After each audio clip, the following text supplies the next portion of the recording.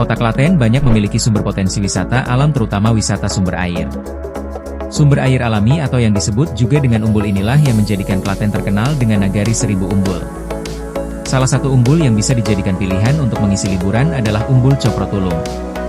Umbul Cokro Tulung menyajikan suasana alam dengan banyak pepohonan beserta udara yang sejuk.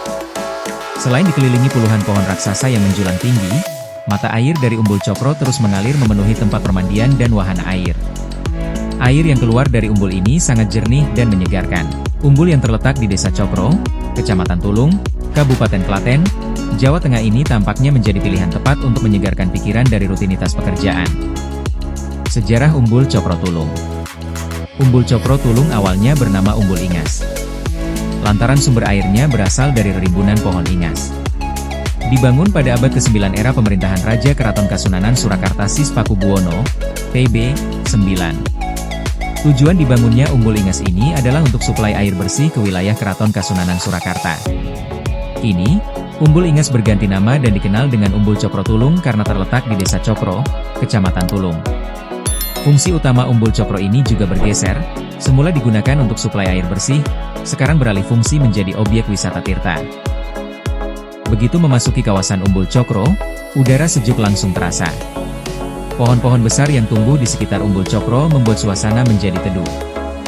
Gemercik air terdengar dari kali kusur yang berada di samping Umbul Cokro. Mendekati Umbul Cokro, terbentang jembatan gantung sepanjang 25 meter dengan ketinggian 10 meter. Tidak sedikit pengunjung yang berhenti di jembatan ini untuk sekedar mengambil gambar atau menikmati indahnya kali kusur dari ketinggian. Di tepi kali kusur, terdapat sebuah rumah pohon setinggi 12 meter yang instagramable. Selain memanjat rumah pohon, kita juga bisa turun ke kali kusur yang dipenuhi bebatuan untuk bermain air.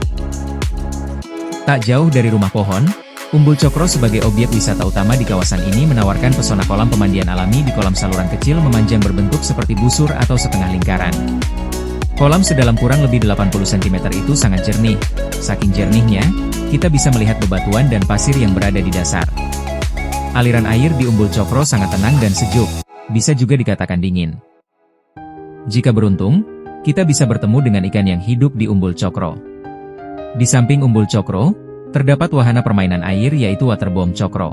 Berbagai wahana permainan air tersedia di sini, di antaranya water sliding, gazebo, taman air, kolam renang, dan kolam bermain.